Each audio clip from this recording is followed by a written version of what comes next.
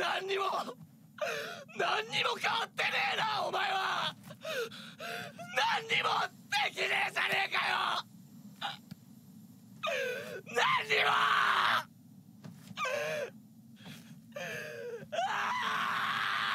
Bonjour à tous. Comme promis, deuxième épisode de Comment contrer qui sera dédié à Runic. J'ai essayé de faire au mieux parce que le deck possède énormément de variantes, que ce soit avec Sprite ou Naturia. N'hésitez pas à me dire en commentaire vos cartes et stratégies pour battre Runic. Et on commence maintenant. Alors en premier lieu, il faut savoir que les end-traps classiques du type H, Veiler et Imperm sont de très bons choix, car les monstres Spade Extra doivent discard en cost une carte pour activer leur effet. Ça vous fait une plus-value de ressources qui n'est pas négligeable. Si votre deck le permet, je vous conseille de rentrer le Dimensional Shifter qui l'embêtera pas mal, étant donné qu'il ne pourra plus utiliser son terrain pour récupérer ses cartes. Orage foudroyant et plumeau de Damarpi reste notable, mais vu qu'il peut se protéger en chaînant une magie runique et en invoquant celui qui protège la destruction en se bannissant, cela reste discutable. Malgré tout, ces cartes restent intéressantes car forcent l'activation de ces magies, et selon le reste de votre main ou la sienne, peut vous offrir la game. On va aller dans l'un peu plus obscur mais néanmoins marrant, la forêt interdite.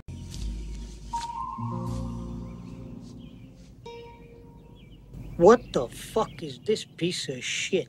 Cette carte empêche l'adversaire d'activer un terrain, et lorsqu'elle est détruite, on ne peut pas activer de terrain jusqu'à la fin du tour. Attention, elle donne aussi 300 d'attaque à tous les monstres de type bête sur le terrain. Mais c'est de la merde. Alors, c'est pas la meilleure carte, je l'admets, mais je la trouvais marrante et j'avais envie de la citer. Bon, on va être un peu plus sérieux. Lorsque vous êtes contre Runic et qu'il commence à poser un board et que votre main vous laisse très peu de chances de réussite, pourquoi ne pas tout simplement passer son tour sans rien poser ou activer? Il ne pourra pas vous tuer au prochain tour et vous allez vous retrouver avec 7 cartes en main. Vos chances de victoire en seront bien plus grandes. Notez quand même que cela peut être assez risqué contre les versions de Naturia Sprite, même si je pense que dans la plupart des cas c'est la bonne solution. Revenons aux cartes maintenant avec le verrouillage de deck. Cette carte empêche les deux joueurs d'ajouter des cartes du deck à la main, sauf en les piochant, et empêche d'invoquer spécialement depuis le deck. La carte est détruite automatiquement durant votre seconde standby phase. Pour être honnête, je l'ai pas encore testé, mais ça me paraît pas déconnant post-side. Ça peut gêner quelques decks du format à condition d'avoir autre chose. Ça peut aussi empêcher d'utiliser certains pots, voire complètement bloquer certainement. Si vous le pouvez, n'hésitez pas à rentrer un virus épidémique en side contre Runic pur, parce que pouvoir prendre connaissance de sa main et détruire toutes ses magies, ça devrait vous offrir la victoire sans trop forcer.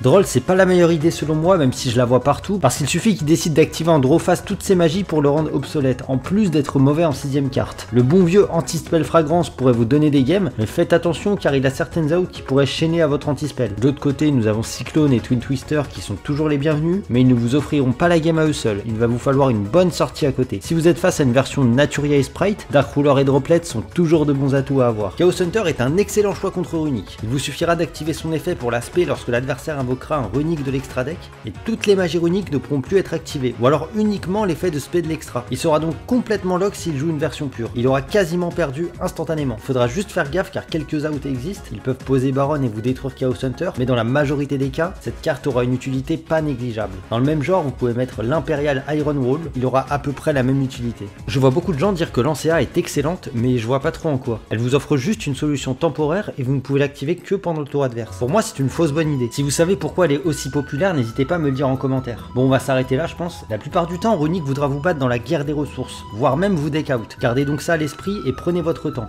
Vous pouvez prendre ça à votre avantage lors de vos duels, donc soyez patient et la victoire sera vôtre. J'espère vraiment que la vidéo vous a plu. Si c'est le cas, n'hésitez pas à vous abonner et mettre un petit pouce bleu, ça me soutient énormément. Et je vous souhaite une bonne soirée.